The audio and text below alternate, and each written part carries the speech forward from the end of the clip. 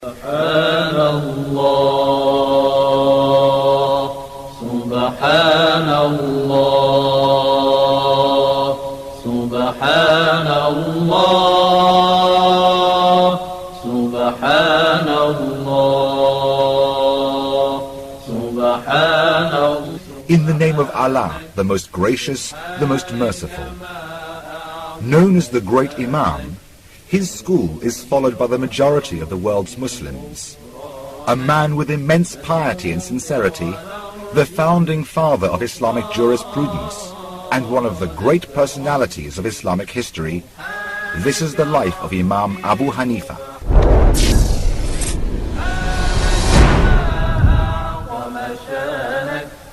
سبحانك ربي سبحانك سبحانك ما أعظم شانك ندعوك ونرجو غفرانك ندعوك ونرجو غفرانك.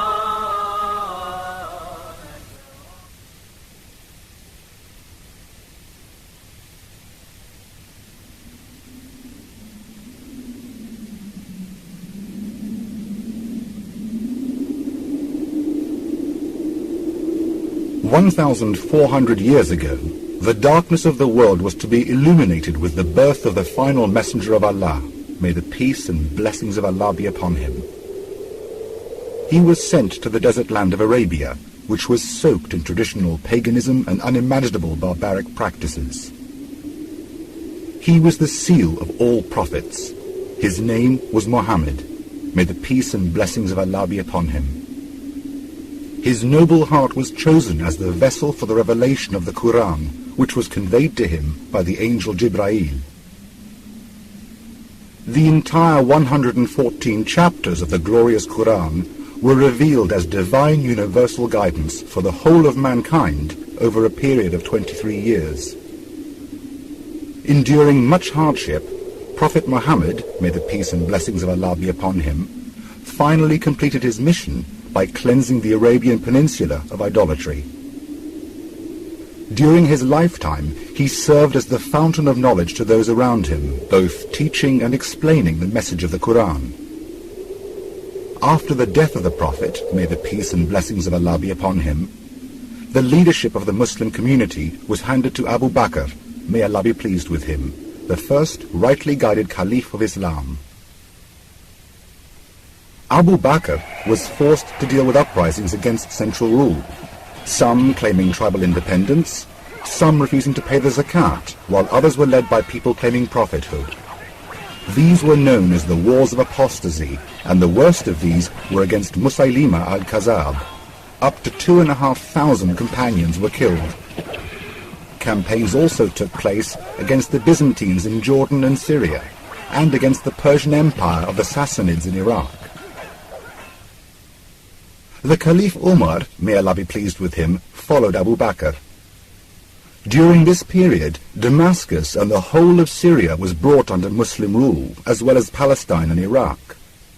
Soon, the whole of Persia followed, while the Byzantine army was finally driven out of Egypt. Under the Caliph Uthman, may Allah be pleased with him, the borders of the Muslim world were extended beyond Kabul in the east and Tripoli in the west, while the creation of a formidable navy challenged the Byzantine sea power, making possible the capture of Cyprus and Rhodes. Then, with the ascension of the fourth rightly guided Caliph, Ali ibn Abi Talib, may Allah be pleased with him, the Muslim empire reached as far as Spain in the west and China in the east. Due to this expansion, the companions had spread to far and distant lands, taking with them their knowledge and understanding of Islam. The rapid expansion of Islam developed a thirst for knowledge in these new lands. Students would sit at the feet of the companions and rigorously study the prophetic message. The companions differed in some of their legal rulings, hence opinions in different parts of the Islamic world would differ slightly. The golden period of the four rightly guided caliphs was now at an end, and Muslim governance was now in the hands of the tribe of Banu Umayyah, who set forth the expansion of the Umayyad Caliphate.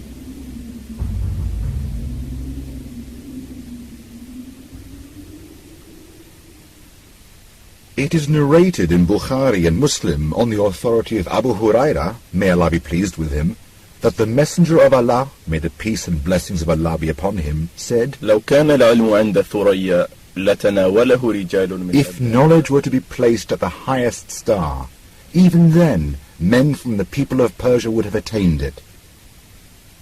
In the early years of the Umayyad Caliphate was born Nu'man bin Thabit bin Zutay, better known as Abu Hanifa. His grandson Ismail states, we are of Persian origin and have never been slaves. My grandfather, Abu Hanifa, was born in 80 Hijri. His father, Thabit, called upon Caliph Ali to pay his respects. Caliph Ali was gracious enough to pray for him and his family, and I believe his prayer bore fruit. Abu Hanifa was born in Kufa in Iraq during the reign of the Caliph Abdul Malik ibn Marwan.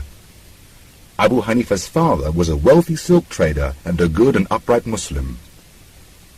The governor of Iraq under the Caliph Marwan was Hajjaj bin Yusuf, a cruel tyrant who inflicted pain and misery upon those under his authority. When Abu Hanifa was a child of just 6 years, the Caliph Marwan died, and succession was handed to his son Walid. Walid's ascension to the seat of Caliph brought much excitement as new lands were conquered, including Spain and Sind, as well as other large territories. On one occasion, the ruler of Rome sent an envoy to Baghdad with 3 questions to challenge the Muslims. Abu Hanifa was a young man, yet he stood in attendance with his father as they watched the event unfold before them.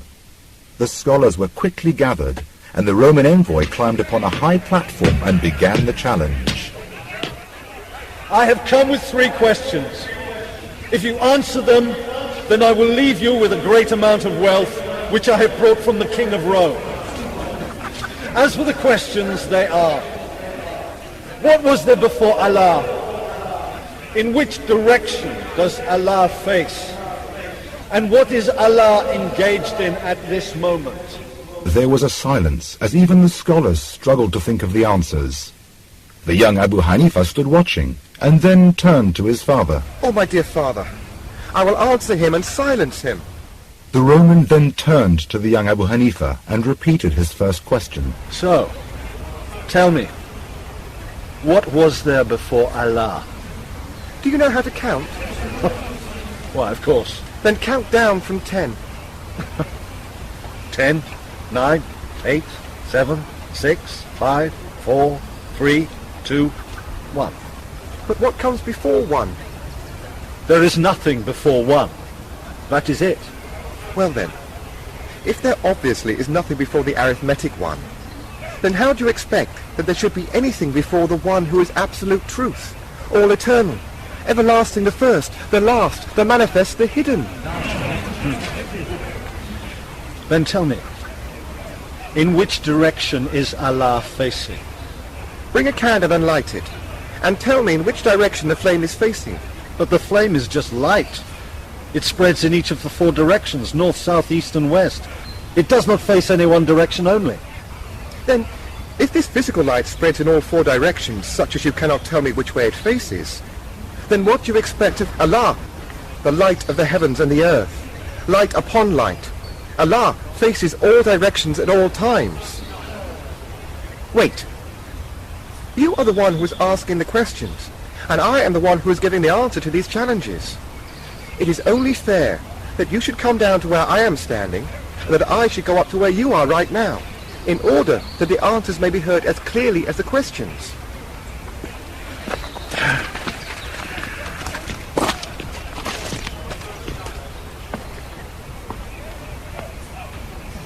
Then tell me, what is Allah doing at this moment? At this moment, when Allah found upon this high platform a liar and mocker of Islam, he caused him to descend and brought him low. And as for the one who believed in the oneness of Allah, he raised him up and established the truth. Every day he exercises universal power.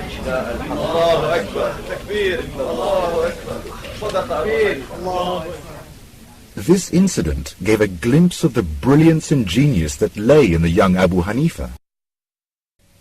During this period, The young Abu Hanifa had neither incentive nor opportunity to acquire education.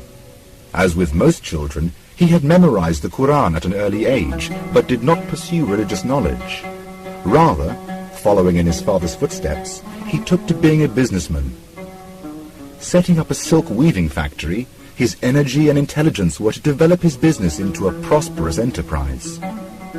Then, in the year 95 Hijri, Hajjaj died, and was followed a year later by the Caliph Walid. Walid's successor was Sulaiman bin Abdul Malik, and unbeknown to the young Abu Hanifa, the new Caliph's reign would dramatically change the focus of his life. During the time of the Caliph Sulaiman, religious learning grew and began to flourish with new centers of learning. It was during this time that Abu Hanifa felt an urge to acquire knowledge. A case of mistaken identity was to prove to be the catalyst in his newfound quest for knowledge. One day, Abu Hanifa passed by the house of Sha'bi, a famous Imam of Kufa at the time.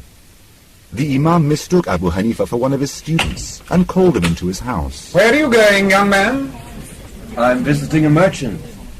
I mean to ask, whose classes do you attend? Nobody's. I see signs of intelligence in you. You ought to sit in the company of learned men. It was a brief conversation, yet its implications were immense. The words of the Imam struck a chord with Abu Hanifa, who was to begin a monumental journey on the road of knowledge. A journey which many would embark upon, but few would complete. Iraq had become a center of knowledge, and there was no shortage of teachers for Abu Hanifa. It was in the year 102 Hijri that Abu Hanifa began to study with Hamad ibn Sulaiman, a well-known sheikh of Islamic jurisprudence at the time. Hamad had grown up in Iraq and had studied with the leading authorities of the day, such as Ibrahim an-Nakhai and Sha'bi. Both of these authorities had studied with teachers who drew their knowledge from the companions Abdullah ibn Masud and Ali ibn Abi Talib, may Allah be pleased with them. Hamad had heard traditions from the Prophet's personal attendant, Anas bin Malik, may Allah be pleased with him. While a young man, Abu Hanifa also had the honor of meeting several companions of Allah's Apostle, may the peace and blessings of Allah be upon him. The great Hadith master, Ibn Hajar al-Asqalani, confirms this. There were many companions still alive in Imam Abu Hanifa's day.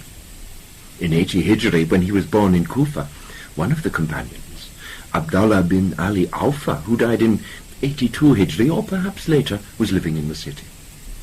Ibn Sa'd has reported on good authority that Abu Hanifa met Anas bin Malik. The Imam was a contemporary of some of the companions and met a number of them, as reported by Ibn Sa'd. In view of this, Abu Hanifa belongs to the category of successors to the companions, a fact that has not been established in respect of the other Imams who were alive in his time. Abu Hanifa therefore has the honor of the title of Tabi'i, a name given to a successor of the companions. Although his meeting of the companions is confirmed, he never quoted a single tradition from them. The scholars of Hadith in Kufa would refrain from admitting anyone below the age of 20 into their classes, fearing that any student below that age would not have the maturity to understand the meanings of the traditions of the Holy Prophet, therefore lowering the risk of misunderstanding and misconstruing the narrations. This is what prevented Abu Hanifa from hearing traditions directly from the mouths of the surviving companions.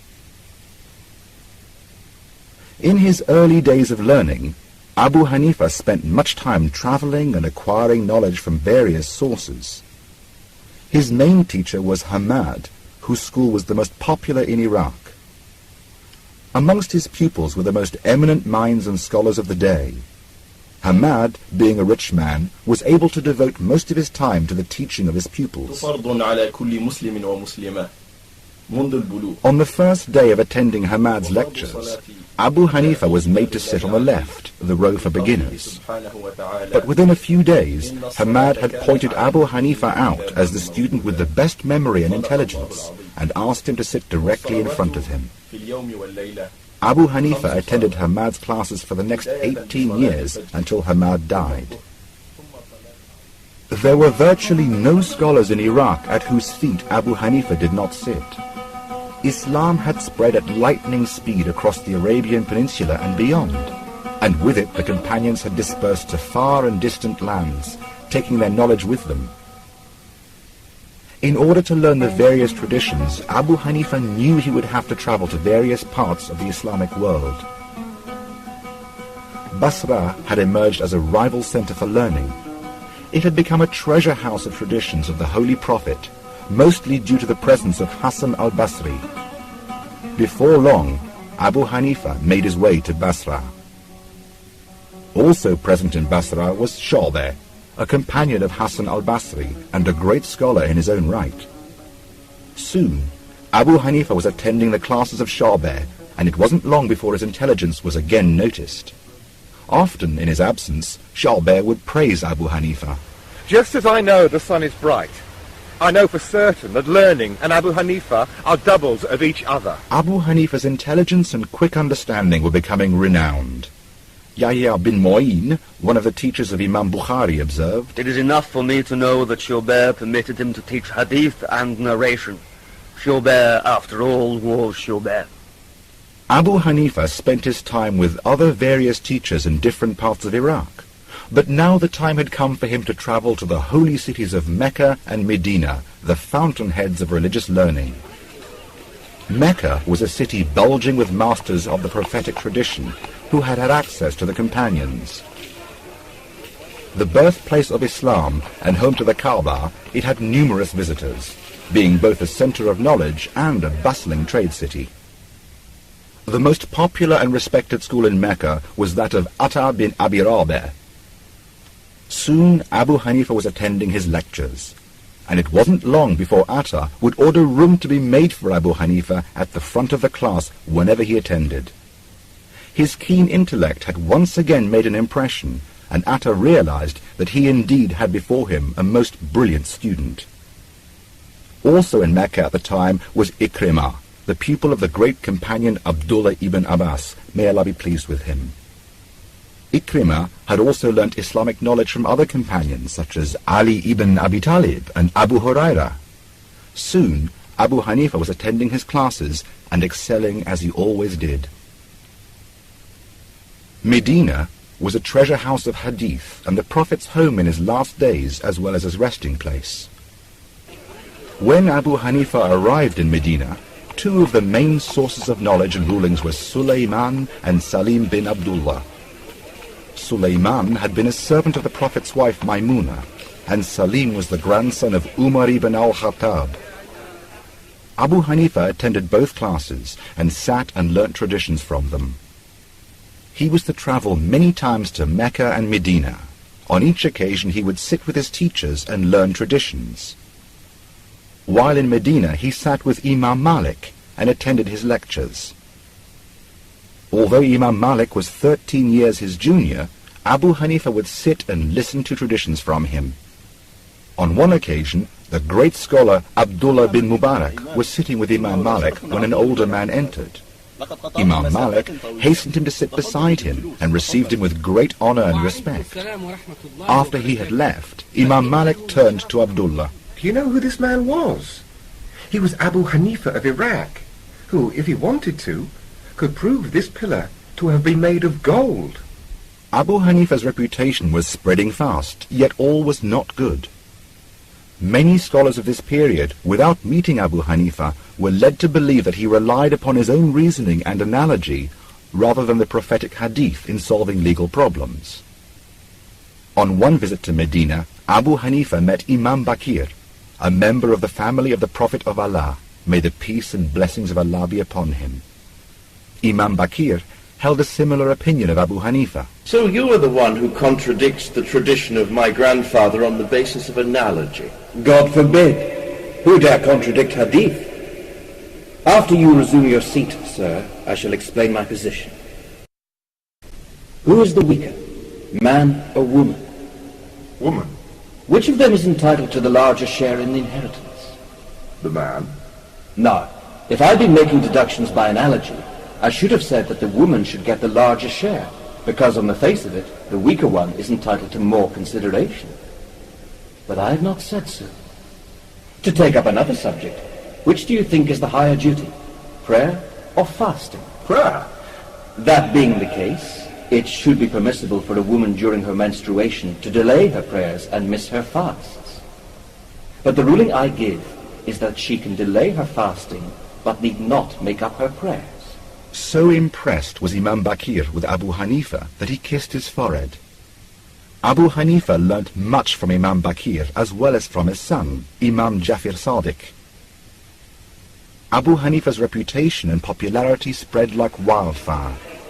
Soon, news of his imminent arrival in a village or town would bring thousands to assemble and meet him and listen to his lectures.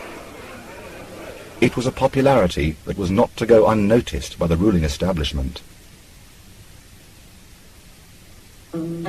Although Abu Hanifa had reached the level of mujtahid in Islam, that is, somebody who is able to derive rulings directly from the Quran and Hadith, it wasn't until after the death of his teacher, Hamad, that he would establish his own school. Circumstances dictated that he take up the professorial chair that was once occupied by his teacher. In the initial stages, only former pupils of Hamad attended the classes. Yet in a few days its popularity grew to such an extent that most of the other schools in Kufa closed down and became part of Abu Hanifa's. Barring Spain, all parts of the Islamic world were represented in his school. From Mecca to Baghdad, from Damascus to Algiers, and from Georgia to Bukhara, all came in search of knowledge. Abu Hanifa's influence was as far-reaching as the territory of the Caliph. While Abu Hanifa was busy imparting his knowledge on all those around him, major changes were happening in the political establishment. Rebellions and revolts were taking place in different parts of the Umayyad Caliphate. Caliphs would come and go, yet the troubles remained all the same. During this period, the conspiracy to install the Abbasids on the caliphal throne was gaining pace. The Umayyad Caliphate was made up from the tribe of Banu Umayyah. The rival tribe of Banu Abbas longed for political authority and power, and soon set about dethroning their tribal rivals. These were not the only problems at the time. With the spread of Islam to far and distant lands, new concepts and philosophies began to creep into Islamic thought, giving rise to sometimes heretical beliefs and sects. Chief amongst these groups were the Mu'tazilites and the Kharijites. The Mu'tazilites were heavily influenced by Greek philosophy and rationalism. The Kharijites held the belief that if anyone committed a sin in Islam, they automatically became a disbeliever. They also held that those who do not agree with their views were also disbelievers. On one occasion, a group of Kharijites burst into the Imam's class with the intention of killing him and his pupils.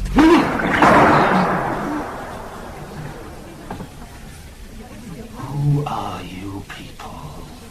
People seeking refuge. Allah has said, if any polytheist seeks refuge, give it to him, so that he may listen to Allah's speech, and then escort him to a place of safety. Upon hearing Abu Hanifa's response, the leader of the Kharijites turned to the rest of his group. Recite the Quran for them to hear, and then escort them to their homes. The quick thinking and intelligence of Abu Hanifa had disarmed the Kharijites. They had come with the intention of asking him his beliefs and then assassinating him. But Abu Hanifa's use of this verse placed an obligation upon them. They considered him a polytheist, yet the verse commanded that they protect him. Abu Hanifa was to have many encounters with the Kharijites and was to become a thorn in their side that they could find no way of removing. The Kharijites also believed that arbitration was forbidden. For this reason, they condemned Ali over his disputes with Muawiyah, in which he sought arbitration and mediation through others. On one occasion, a well-known Kharijite leader by the name of Dahak confronted Abu Hanifa over the position of Ali, armed with a sword and pointing it at him. Repent! Repent from what? I am told that you maintain that Ali agreed to have his dispute with Muawiyah decided by arbitration.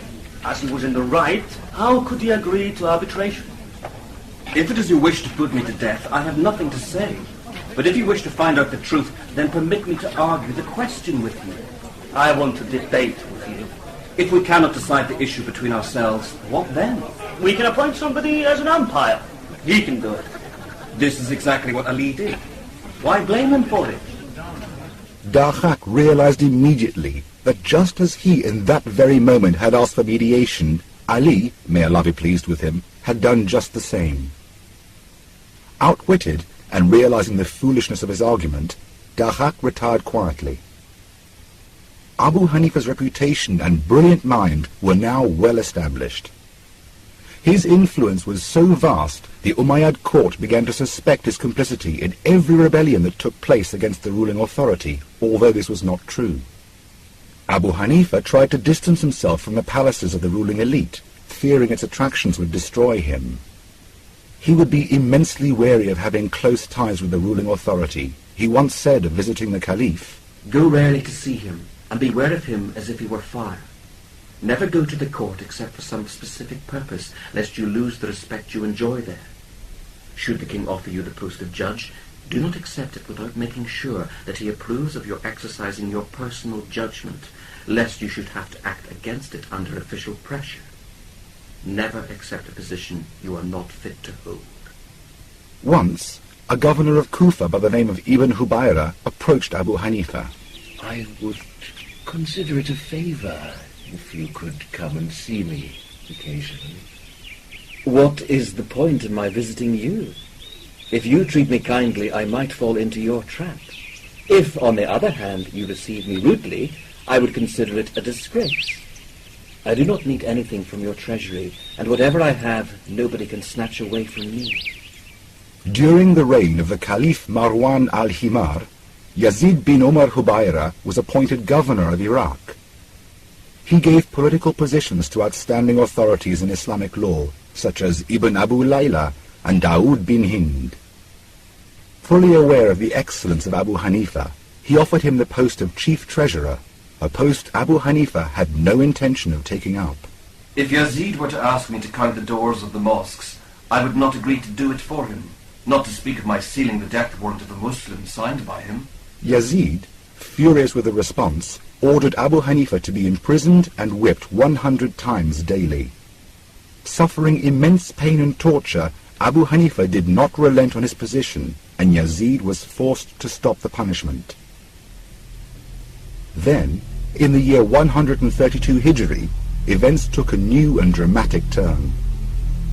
After all the years of plotting and planning, the Abbasids finally succeeded in overthrowing the Umayyads. Amongst the early Abbasid caliphs was Mansur. During his reign, rebellions were taking place all over the new dynasty. In the name of order, they would be quashed with brutal ferocity. Abu Hanifa had been watching the excesses of the Abbasids from the beginning of their reign and quickly concluded that they were not fit to be caliphs. He did not hide his views. This made him many enemies in the caliph's court. Rabi', the Caliph Mansur's chamberlain, was particularly hostile to Abu Hanifa. Using any opportunity he could find, he would try to bring harm to him.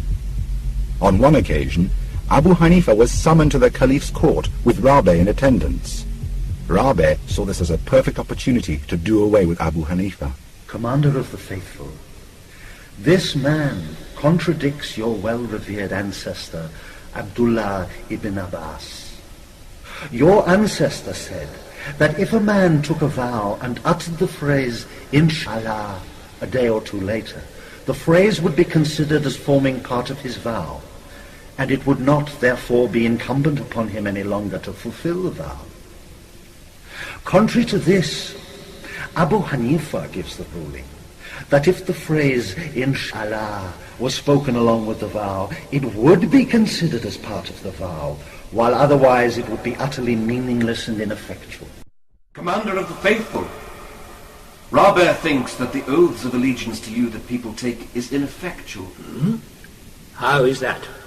He supposes that people, after swearing allegiance to you in your court, say, Inshallah, when they go home, and thus absolve themselves from their oath, so that they are no longer liable in any legal penalty for breaking it.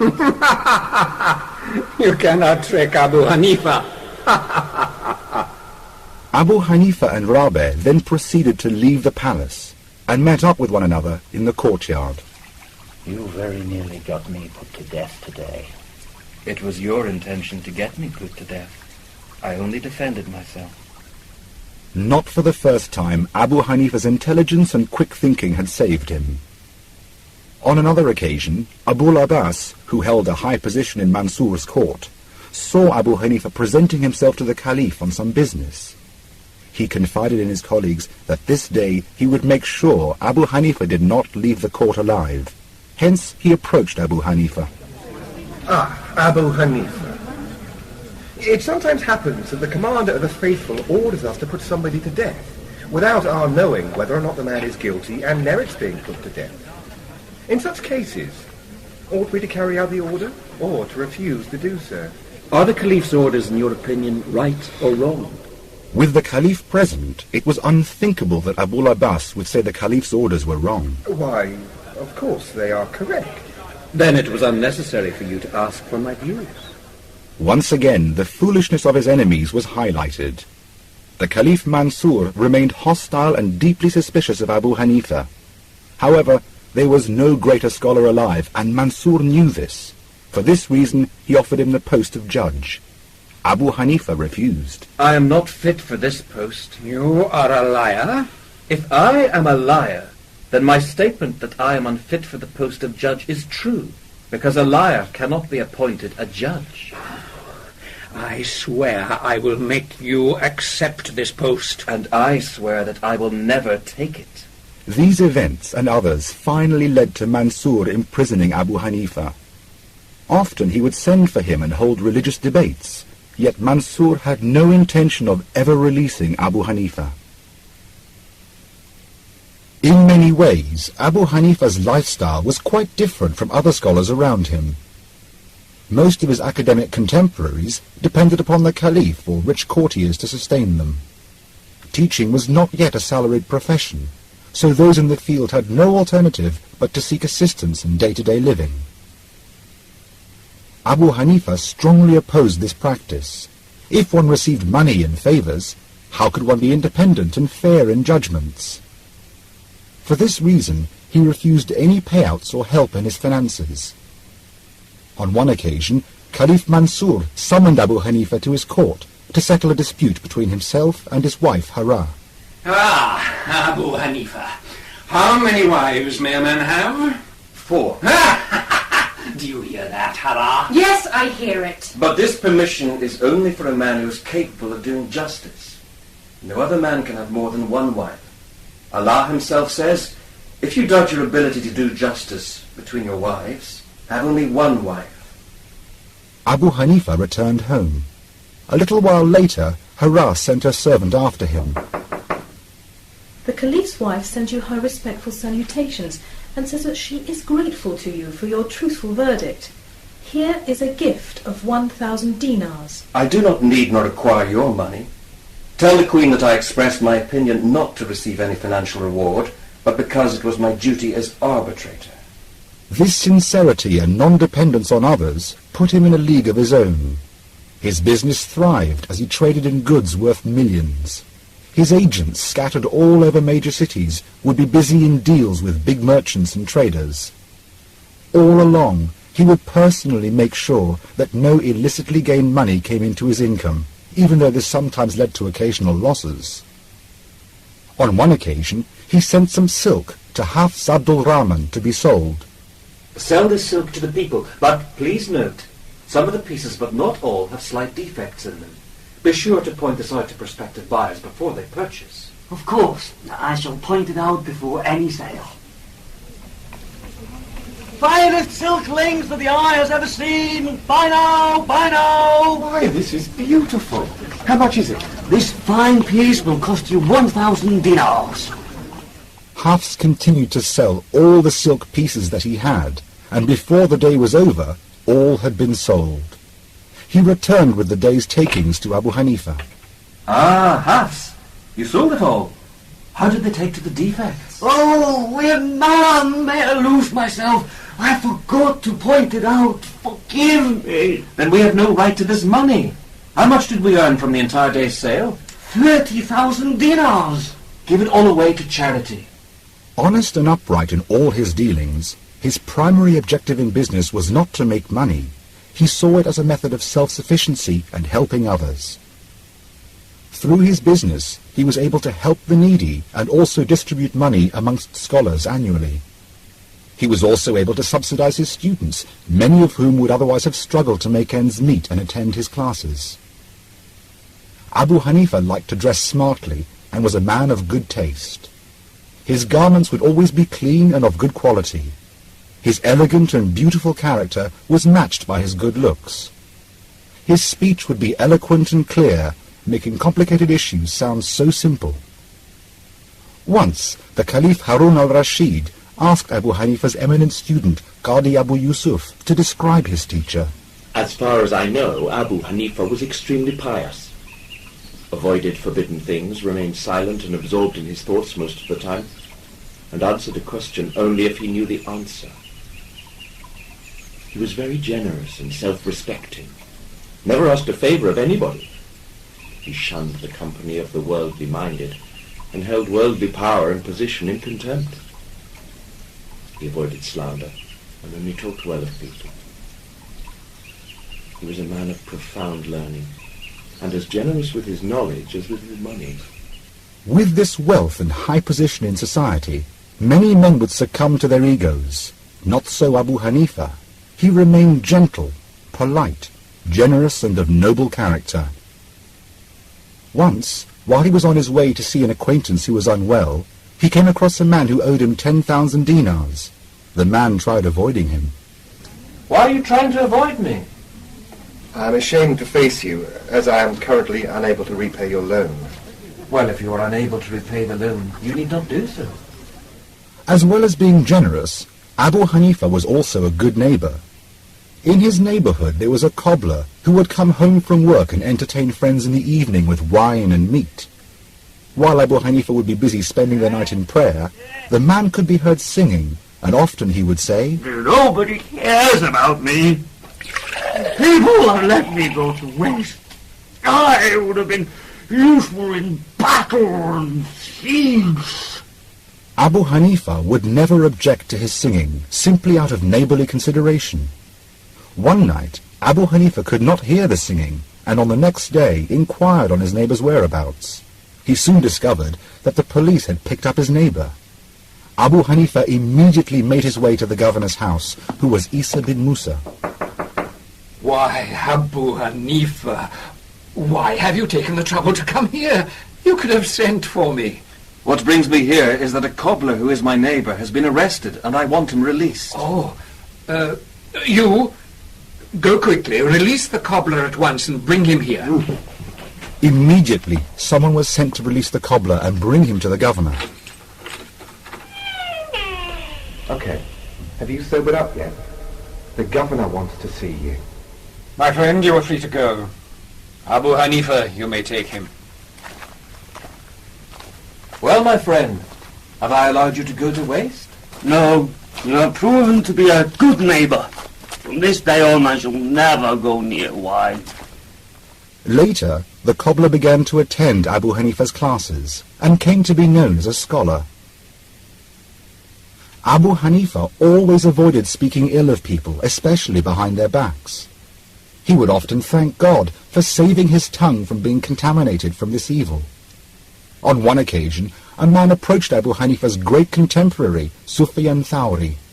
You know, Sufyan, never from the lips of Abu Hanifa do we hear anything ill with regard to other people. Abu Hanifa is not such a fool as to ruin all his good deeds. A man of great piety and wisdom, Often, hearing the words of Allah through the Quran would cause him to weep uncontrollably. Yazid bin Kumayt, a contemporary of Abu Hanifa, relates, I once saw the Imam and decided to join him for the Isha prayer. He was leading the people and recited the verse Ida Zulzilat, when the earth is shaken to its final earthquake. The prayer was completed and everyone departed, yet I noticed that he had not gone and was sitting and sobbing heavily. I decided not to disturb him and returned home. When I came back to the mosque the following morning, I found Abu Hanifa sitting looking sad and holding his beard tearfully. I could hear the words, O thou who wilt reward even the smallest virtue and punish even the smallest sin, save thy slave Norman from hellfire. Abu Hanifa's life was dedicated to serving his faith and Allah. His daily routine would reflect this. He would begin his day with the morning prayer. After this, he would take his class in the mosque. He would then reply to questions which came from far and near. After this was complete, he would then take a session in which issues of Islamic law were discussed. All his leading students would take part, with decisions reached unanimously. After the Dhuhr prayer, Abu Hanifa would then return home, and in the summer would have a siesta. The Asr prayer would then be followed by another session of teaching, after which he would go round the city, meeting friends, visiting the sick, and helping the poor. His final teaching session would be between the Maghrib and Isha. After this, he would begin his private devotions, which would often continue throughout the night. During the winter period, he would often spend the whole night in prayer. Whenever Abu Hanifa would be faced by a question which he could not answer, he would become distressed, asking himself whether he had committed some sin of which this was the punishment. He would then perform his ablution and beg for Allah's forgiveness. Somebody narrated this to the great Sufi, Fudail bin Iyad, who began weeping and replied, Abu Hanifa did not have many sins to repent. That was why he thought thus. But those who are drowned in sin have innumerable calamities sent down upon them, and yet do not realize that these are warnings from Allah. Abu Hanifa was fully aware how the human psyche operated. On one occasion, a man came to see him. He seemed distressed. Abu Hanifa, I kept some money somewhere in my house, but now I do not remember exactly where. I now need the money badly. Please tell me how I can find it. I do not find this kind of problem mentioned in Islamic law. Why have you come to me for advice? The best course of action is to go home and pray throughout the night. The man returned home and began praying. He prayed for a little while, when suddenly he remembered where he had put the money. He immediately ran to Abu Hanifa, thanking him for his advice. Oh, Abu Hanifa, it worked, I found my money. Of course. Satan could not bear the idea of your praying for a whole night, so he made you remember at once where you had put your money. However, you ought to have prayed throughout the night by way of giving thanks to Allah. Throughout his life, Abu Hanifa's relationship with the ruling caliphate was delicate. His piety and intelligence had kept him away from the ruling courtyards and influences of the palaces. The Caliph Mansur pressed Abu Hanifa to take the position of judge. He continued refusing, and this led to his imprisonment. Such was Abu Hanifa's popularity that while in prison, students came from far and wide to visit and study with him. Mansur realized the popularity that Abu Hanifa enjoyed, fully understanding that he had no choice but to continue allowing Abu Hanifa to teach, even behind bars. Mansur was becoming agitated with the situation that he faced. Abu Hanifa was too popular, and he feared no one. His legal rulings and fatwas could not be influenced. Furthermore, Mansur knew full well what Abu Hanifa thought of the ruling powers, and that he was not afraid to express his opinions. Then, in the year 150 Hijri, Mansur decided he could no longer cope with Abu Hanifa. Whether in prison or out, he constituted a danger to the Abbasid government. Mansur decided to do away with Abu Hanifa. He had him poisoned. Abu Hanifa attended his last prayer in front of his Lord. Then, while in a state of prostration, the final effects of the poison took hold, and Abu Hanifa died while in that posture. He was aged 70 years. A man that had spent his entire life in the service of his Creator and humanity breathed his last while worshipping his Master, a fitting end to a life of worship and service.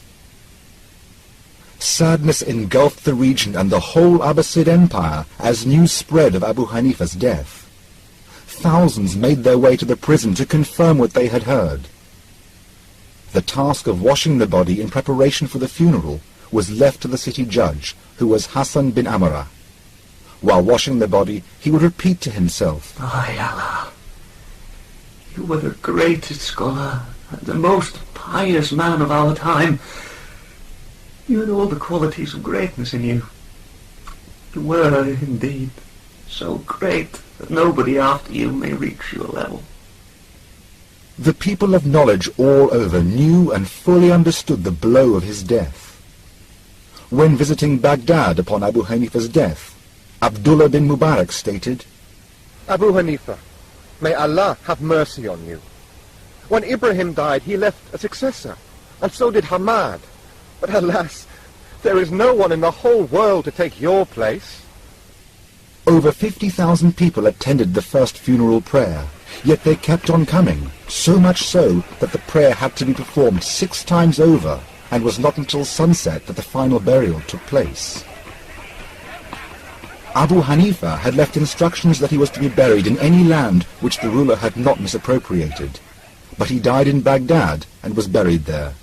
Upon hearing Abu Hanifa's request, Mansur said, Who will save me from Abu Hanifa, both when he was alive and now he is dead?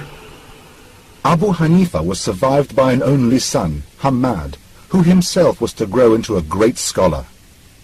Hamad followed in his father's footsteps, keeping himself aloof from the corridors of power. He had no concerns for worldly affairs, and was well known for his piety. Abu Hanifa left behind a great legacy, such that the majority of Muslims around the world follow his understanding of Islamic law.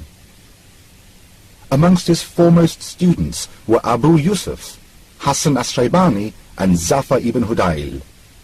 Often, when seeing his students, Abu Hanifa would remark, You are the joy of my heart and the removal of my sorrow. Abu Hanifa had around 918 dedicated students. From amongst these, around 40 assisted him in the codification of Islamic law. Each of them was specialist in their own areas. Once, a man approached the great scholar Waqi and suggested that Abu Hanifa had made an error on a certain question. He responded, Well, how could Abu Hanifa commit an error? He had eminent men to assist him. In analogy, Abu Yusuf and Zafar. In hadith, Yahya bin Zayda, Hafs bin Riyad, Haban and Mundal. In lexicography and the Arabic language, Kazin bin Ma'an.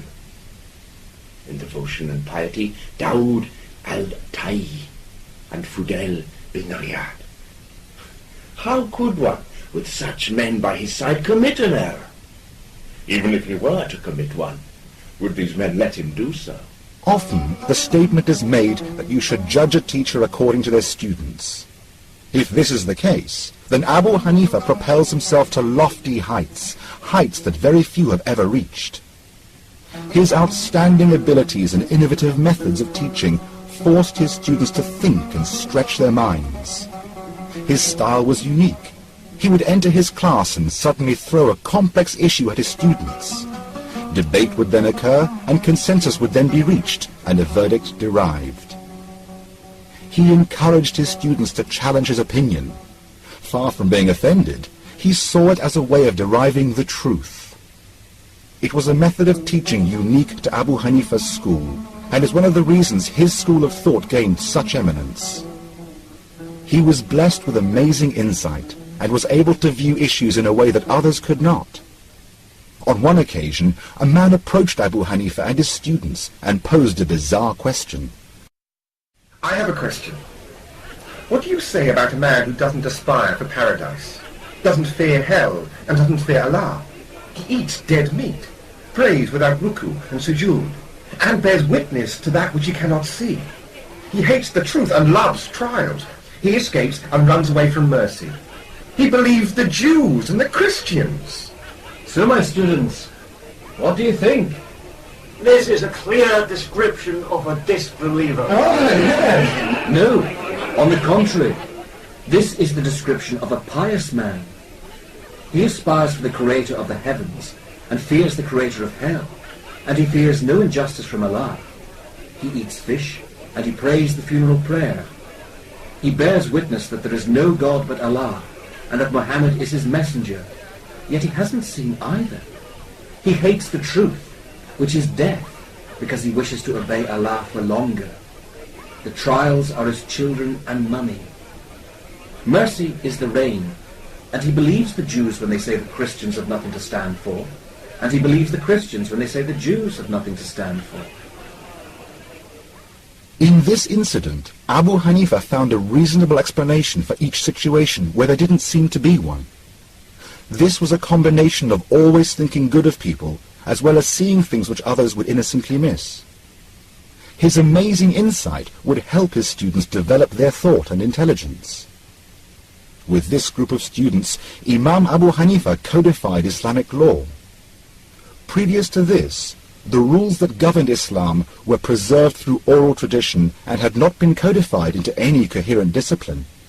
There were no methods of reasoning, no rules for the derivation of orders, no grading of traditions, and no principles of analogical deduction. Imam Abu Hanifa was aware that Islam had spread to far and distant lands, and a new multitude of situations connected with Islamic law had arisen, which could only be dealt with through some legal code. His extensive experience with trade and public affairs acquainted him with the legal requirements of the society of the day. He was constantly receiving hundreds of legal questions from all over the Islamic world, and was fully aware of the mistakes of the jurists. Both of these strengthened his resolve to put a legal system in place. A delicate and gigantic project, Imam Abu Hanifa undertook it with all the intelligence and wisdom that had come to symbolize him. He surrounded himself with specialists in all the Islamic disciplines, forming a board of his most trusted students. No conclusion was ever recorded unless all the members of the board were present and the decision was reached unanimously. Thanks to this compilation, Imam Abu Hanifa's school became a veritable law college, whose alumni were then, in turn, appointed in large numbers to judicial and administrative posts. Unfortunately, no works of Abu Hanifa himself remain with us today. Instead, we have the writings of two of his foremost students, Abu Yusuf and Muhammad Hassan al-Shaybani, who presented the legal questions dealt with by Abu Hanifa in a more detailed manner with elaborate annotations. Imam Abu Hanifa pioneered the formulation of the rules of deduction, which made Islamic law a regular science. It was an astonishing achievement, which no other man was capable of at a time when the religious sciences were still in their infancy. The beauty of Imam Abu Hanifa lay in his ability to accept criticism and disagreement from his students. Motivated solely by a search for the truth, he would often say, "This is our opinion. It is the best we can determine. If anyone comes with a better position, he is more entitled to be correct than we are." It is a famous point of fact that Imam Abu Hanifa's two foremost students, Abu Yusuf and Muhammad Hassan al-Shaybani, differed from their teacher in many rulings. The legal system that came to be known as the Hanafi school spread all over the Islamic world. The Hanafi school became the main legal system from Asia Minor to Bukhara. Most rulers of Islamic empires and countries followed this system. The decline of the Abbasids saw various dynasties rise to power. The powerful and warrior Seljuks, who ruled for a long period the lands between Jerusalem and Constantinople, adopted the Hanafi school. The Turkish sultans, who gave birth to the Ottoman Empire, adopted the school, as did the Mughal Empire of the subcontinent. In short, the Hanafi school has enjoyed vast exposure that no other school can match. As a result, Hanafi scholars of latter periods have added much to it, not only by elaborating principles, but also by way of formulating them. Some of the greatest works in legal philosophy were developed by Hanafi jurists. Chief amongst these are works on the methodology of law derivation by Abu Bakr al-Razi al-Jassas in the 4th century, as well as other works later on. This development could not have occurred without the initial stages set in place by Imam Abu Hanifa. Muslims all over the world owe their understanding of Islam and its rules to Imam Abu Hanifa. His derivation of rules in the fields of ritual worship, civil life, criminal systems, penal and revenue laws, contracts, inheritance and wills and other matters are a service that the Muslim world would be at a loss without. His contribution is not lost on other scholars of differing schools. Their praise and respect for Imam Abu Hanifa is undoubted. Imam Shafi once remarked, "The person who wishes to excel in Islamic law is bound to be in need of Abu Hanifa. Imam Abu Hanifa is one of the personalities who is divinely guided with deep understanding by Allah." Imam Ahmed bin Hanbal once, while asked about Abu Hanifa, said, Subhanallah! In matters of knowledge, piety, abstinence from the dunya and preference to the hereafter, he occupied such a lofty stage that nobody else would be able to occupy it. He was undoubtedly lashed for the simple reason that he declined the post of a judge offered to him by Abu Ja'far Mansur. May Allah shower his mercy upon him, and may he attain the pleasure of Allah. Islam is preserved through great men like Imam Abu Hanifa, men who are able to distinguish themselves through their remarkable intelligence and piety. Their amazing ability, gifted to them by Allah, is witnessed by Muslims all over the world, who to this day follow the Quran and prophetic message through the teachings of such men. In a time when religious learning has been relegated to a secondary status, we must remember and understand the true nature of knowledge. Imam Abu Hanifa has left behind a legacy that indeed will not be surpassed. For as time progresses, so we will see the removal of knowledge as foretold by the Messenger of Allah. May the peace and blessings of Allah be upon him. In Imam Abu Hanifa, we have one of the shining lights of the Muslim world, a man who was blessed with immense intelligence and sincerity, who gave immense service to Islam and the Muslims. Known as the Great Imam, Al-Imam Al-A'zam, his rank and honor has been preserved for over 1200 years, a blessing from Allah Most High. Success is in the hands of the Creator, and to Him do we turn for salvation and guidance. May Allah accept the efforts of Imam Abu Hanifa and grant him the highest stations of paradise, and may his legacy inspire others on the blessed path of seeking knowledge.